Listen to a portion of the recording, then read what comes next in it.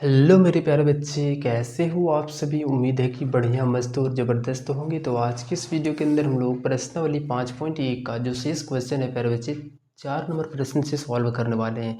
तो बने रहिएगा एंड तक, और चैनल पर नए हो तो प्यारे बच्चे प्लीज़ सब्सक्राइब कर दीजिएगा। तो चलिए शुरू करते हैं आज की इस वीडियो को।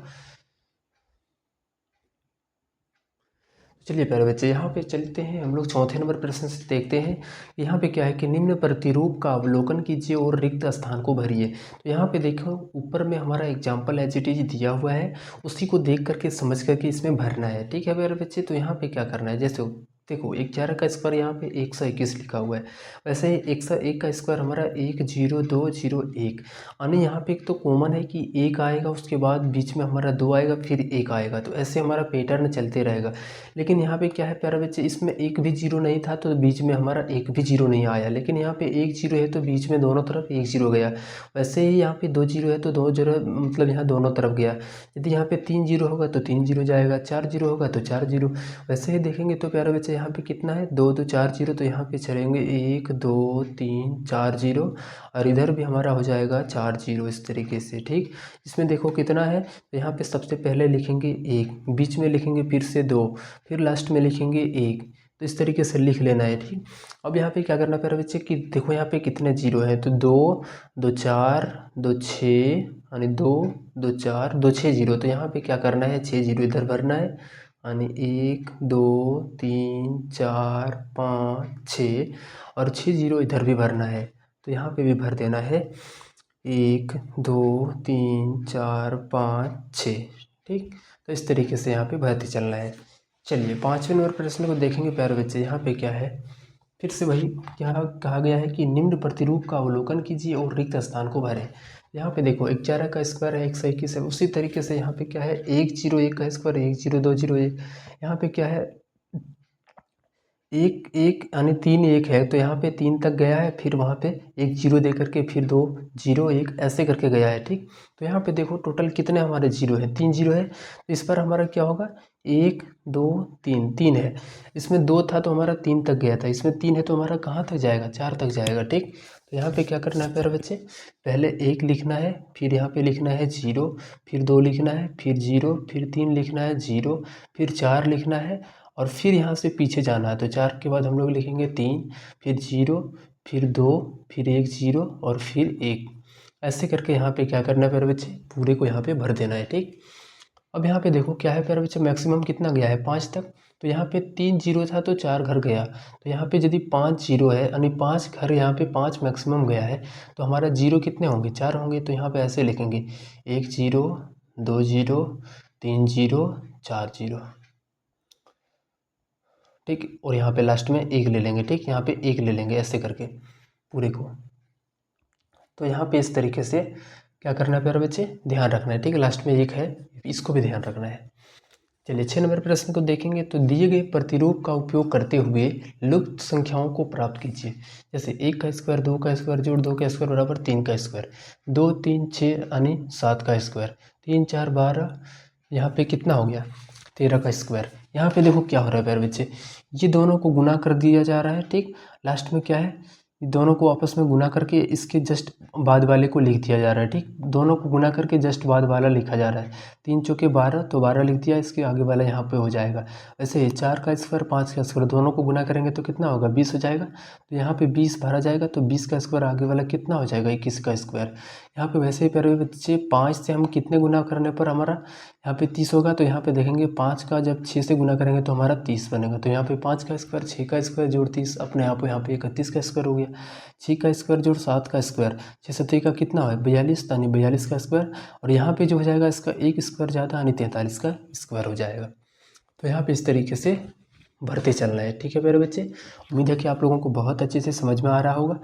तो चलिए अब चलते हैं हम लोग 7 नंबर प्रश्न को देखेंगे प्यारे बच्चे। यहाँ पे क्या है, जैसे योग संक्रियाओं को करके उपयोग करके इस सभी को भरना है। ठीक, चलिए देखते हैं, यहाँ पे पेंसिल से इसे भर देते हैं। देख, तो यहाँ पे क्या करना है, देखो प्यारे बच्चे इसमें कैसे होता है, यदि विषम संख्या दिया हुआ रहता है ना, तो जो भी संख्या होता है, जितना संख्या होता है लगातार दिया गया होता है, तो यहाँ पे 1 2 3 4 5, तो हम क्या करेंगे 5 का स्क्वायर कर देंगे। तो यदि 5 का स्क्वायर करेंगे तो कितना बनेगा यहाँ पे 25। ये इसका हो जाएगा इसका आंसर। यहाँ पे उसी तरीके से प्यारे बच्चे देखेंगे तो 1 2 3 4 5 6 7 8, उसके बाद नेक्स्ट हमारा 9 10, 10 तक गया। तो यहाँ पे क्या करेंगे, इस तरीके से 10 का स्क्वायर चढ़ाएंगे। तो 10 का स्क्वायर कितना होता है 100, यहाँ पे लिखेंगे 100। ठीक, तो इस तरीके से यहाँ पे भरते चलना है। नेक्स्ट देखेंगे प्यारे बच्चे यहाँ पे कितना है। तो देखो यहाँ पे 19 तक हमारा 10 था, 11 12, तो यहाँ पे लिखेंगे 12 का स्क्वायर, और 12 का स्क्वायर हमारा हो जाता है 144। चलिए यहाँ पे चलते हैं हम लोग नेक्स्ट क्वेश्चन 8 नंबर को।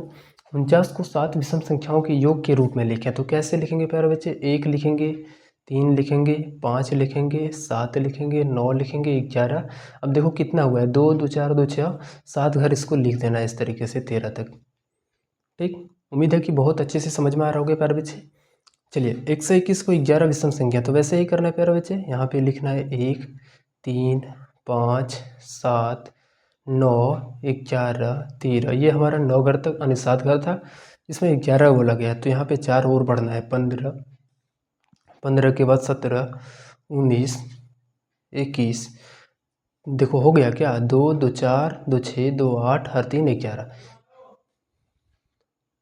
चलिए प्यारे बच्चे हम लोग चलते हैं 9 नंबर प्रश्न को देखेंगे। तो यहाँ पे क्या है कि निम्नलिखित संख्याओं के वर्ग के बीच में कितनी संख्याएं हैं। तो यहाँ पे क्या करेंगे, दोनों का वर्ग निकाल करके और घटा देंगे। जैसे यहाँ पे 13 का वर्ग निकालेंगे। ठीक है प्यारे बच्चे, तो सबसे पहले निकाल लेते हैं हम लोग 13 का वर्ग। चलिए यहाँ पे निकालते हैं। यदि यहाँ पे देखेंगे प्यारे बच्चे 13 का वर्ग निकालेंगे तो 13 का 13 से गुना करेंगे तो 169। नेक्स्ट हमारा 14 है, तो 14 का 14 से गुना करेंगे तो यहाँ पे कितना हो जाएगा 13 और 12 है। ठीक, यहाँ पे 12 का 12 से गुना करना है तो कितना हो जाएगा 144। अब इसमें से दोनों को घटा दो, 9 में से 4 गया तो 5, 6 में से 4 गया तो 2। अब इसमें से एक घटा दो, और क्योंकि यहाँ पे प्यारे बच्चे दोनों के बीच में बोला गया तो यहाँ पे दोनों को 2 बार काउंट हो गया, तो एक बार काउंट करने के लिए इसमें एक और घटा देंगे। तो यहाँ पे 5 में से 1 गया तो 4 2 यानी 24 संख्याएँ हो जाएंगी। ठीक, चलिए इसका दूसरे नंबर प्रश्न को देखेंगे तो 25 और 26 है। तो यहाँ पे क्या करेंगे, 26 गुना 26 करेंगे तो हमारा हो जाएगा 676। और यहाँ पे 25 गुना 25 करेंगे तो प्यारे बच्चे ये हो जाएगा हमारा 625। 6 में से 5 गया तो 1, 7 में से 2 गया तो 5। ठीक, उसके बाद यहाँ पे क्या करना है, इसमें एक और घटा देना है। तो यहाँ पे क्या हो जाएगा 0 और यहाँ पे 50। यहाँ पे क्योंकि ये 2 बार काउंट हो जा रहा है, इसके बीच में बोला जा रहा है, तो यहाँ पे क्या होगा हमारा, ये ना ये काउंट होगा और ना ही ये काउंट होगा। ठीक, जो भी हो रहा है उसमें से क्या करेंगे, एक घटा देंगे। नेक्स्ट हमारा तीसरा नंबर प्रश्न को देखेंगे तो यहाँ पे क्या है 99 और 100। 99 गुना 99 करेंगे, फिर यहाँ पे 100 गुना 100 करेंगे। तो ये तो हमारा हो जाएगा 10,000, और 99 को 99 से गुना कर लेते हैं। तो 9 9 का 81, 9 9 81 और 9 कितना हो गया 90। 81 और 9 हमारा कितना, 81 और 8 89 ना होगा। 9 9 81, हाथ में 9, 9 9 81 और एक में हाथ में 8 रहा था। ठीक, 89 हो गया।